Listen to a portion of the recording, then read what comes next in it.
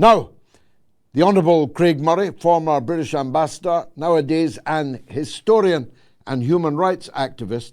In fact, he was the latter even when he was an ambassador, which is why he's an ex-ambassador, thanks to the last Labour government of Tony Blair and Foreign Secretary Jack Straw. He's a good friend of mine, and it's always a pleasure to welcome him onto the show. Ambassador, good to see you again. Can we start with the breaking news about the BBC, the Tower of Lies in London, that's been lying to the people since the day it was founded, but now they've been found out, now they've been caught red-handed, haven't they? Well, it's delightful to see some people at the BBC finally getting their comeuppance, but you know, I very much fear that what we're going to see is even more hardline Zionists put in their place. I think anybody who is expecting this to be a dawn of enlightenment at the BBC is going to end up being very, very disappointed. I'm under no illusions about that, and I know that you are neither. But this is not the first time that Panorama has been the harbinger of lies on an industrial scale. They effectively destroyed the potential prime ministership of Jeremy Corbyn. And there are many other episodes of Panorama that have been proven to have been false and deliberately falsified. In this case, it doesn't matter that neither you nor I like Donald Trump. What matters is that the people who are forced to pay for the BBC were deliberately lied to. I think that's true. And I mean, the pernicious editing to make people appear to say things they did not say, that kind of technique is simply appalling. And we all remember those dreadful panoramas by John Ware, where it was misrepresented who people were who were making allegations of anti-Semitism against Jeremy Corbyn, for example.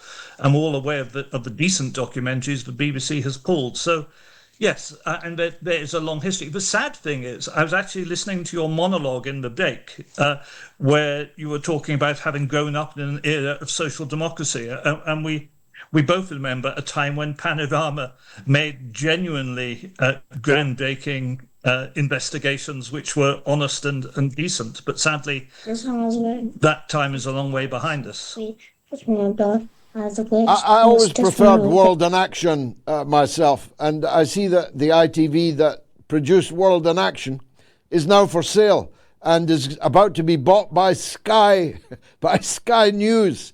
It gets worse and worse. Britain, Craig, it's going down the drain, isn't it, the British state? It is going down the drain, and its political system is entirely collapsing. And of course, our good friend John Pilger used to work on World in Action when it was extremely good. And the idea of anybody like John Pilger ever getting broadcast again by mainstream media in the UK is sadly fictional. I should say, talking the future, but if people hear strange noises, I'm babysitting my 4-year-old son at the moment, and he's with me here. So we've all got young children who, indeed, and they are happy noises, and God bless them all.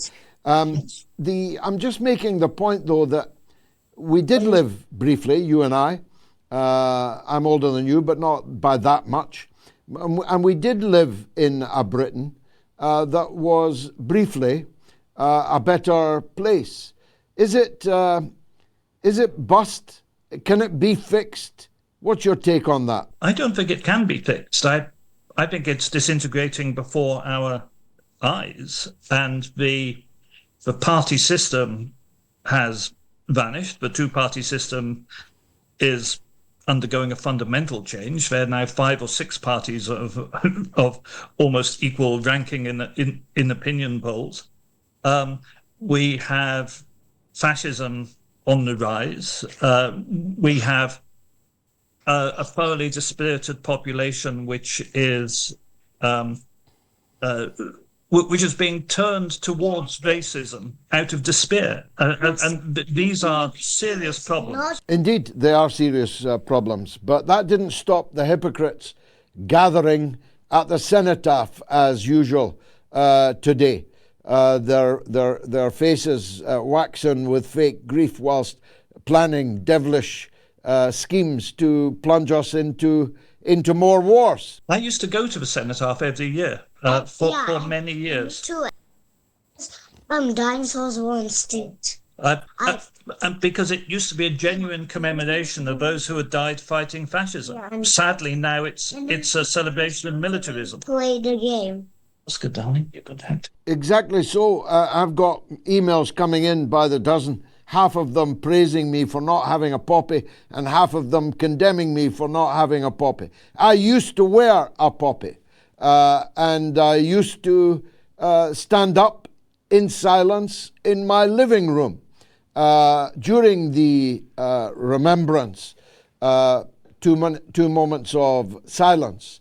But I can do so no longer because I feel I would be on a par with Blair and Cameron and Gordon Brown and Keir Starmer. I cannot be a part of a commemoration led by them, and I cannot commemorate the people who have taken us into illegitimate war. You and I first met as opponents of the Iraq War in 2003.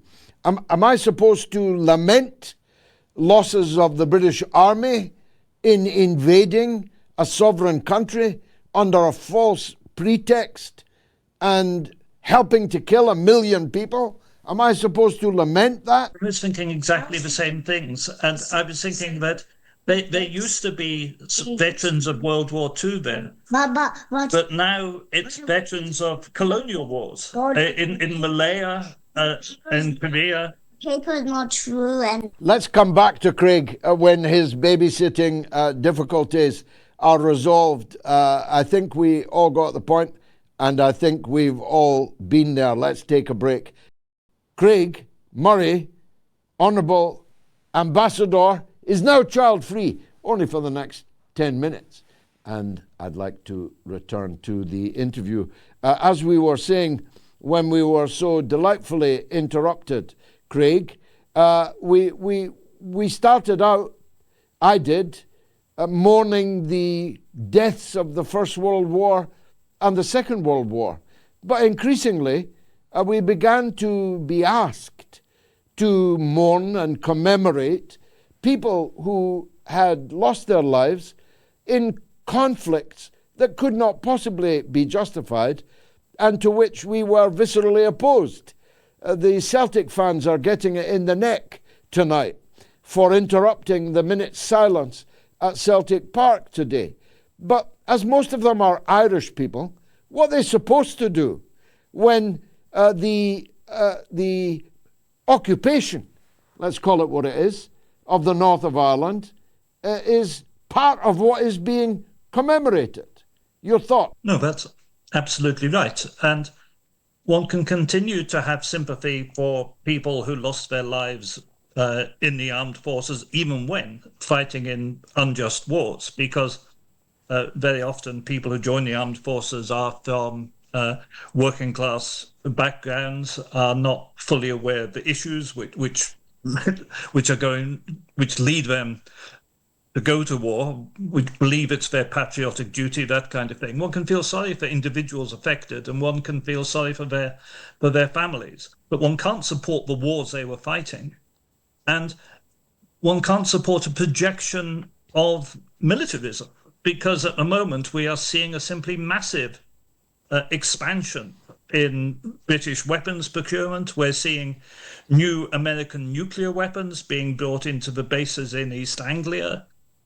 We're seeing an attempt to claim we are at war with Russia. We've had Keir Starmer saying we are on a war footing. This attempt at using jingoism and militarism to get out of unpopularity by the government is something no one can support. And it's really, we now see military parading around at football matches and other such institutions in a way that was never the case in British life before. it's become a celebration of militarism, not a grieving for the dead. Well, that's right, and that's why neither of us are wearing a poppy, not out of disrespect for the fallen, particularly the fallen of World Wars One and Two. World War One, in my opinion, is the greatest crime that the British ruling class ever perpetrated on our own people. But World War Two, our country played an honourable role. And indeed, if not for those months when we stood alone with those allies who had managed to reach our shores from France and from Canada and so on, then the Hitlerites might have prevailed across all of Europe. And I've spent all day today commemorating individual victims of that Second World War, but I'm not going to support the crushing of the Mau Mau rebellion in Kenya. I'm definitely not going to support the role of the British Army in the occupied part of Ireland. Somebody mentioned Derry earlier, and all the massacres that took place in Belfast, in Derry. I'm not going to support the military occupation of Ireland. And I don't think it's reasonable for people to ask us to. I quite agree. It's the whole thing is a commemoration whose time has gone. The number of people who fought in World War II who will still be alive is dwindling down to an extremely small number of people, and soon there will be none. I think it's time to drop it. I really think the whole thing has run its course. Now, Keir Starmer, whom you mentioned, is now officially the most unpopular Prime Minister in British history. Seems to me only a matter of time before his parliamentary colleagues unseat him.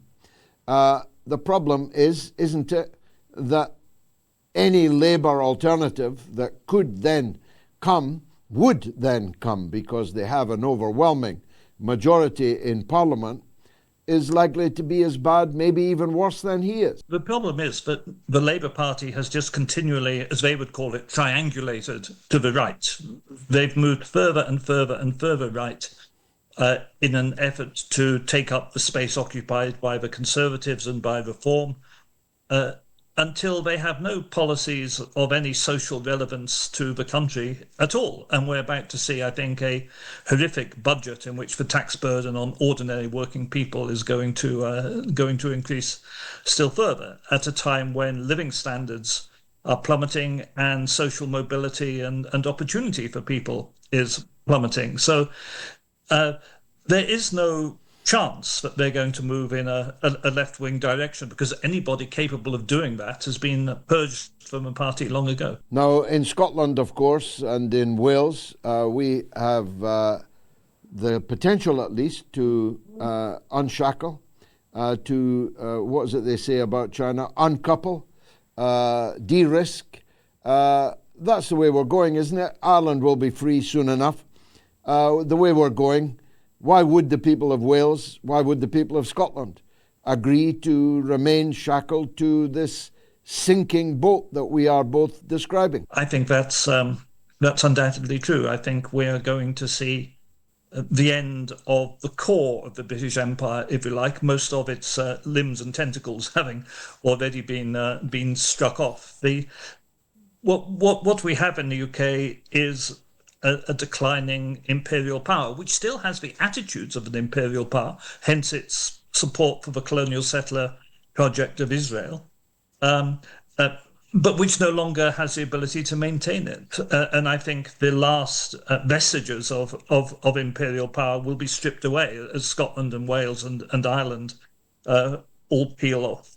And I think that's a very good thing. I genuinely believe the UK is a force for evil in the world, not only in Gaza, but in its, as we've said, in the attacks on Iraq, Afghanistan, Libya, the amount of devastation, not only in terms of the British Empire of the 19th and early 20th centuries, but in terms of the amount of devastation carried out this century by the British and their imperialist attitudes has been enormous. So I would greatly welcome up the splitting up of the United Kingdom.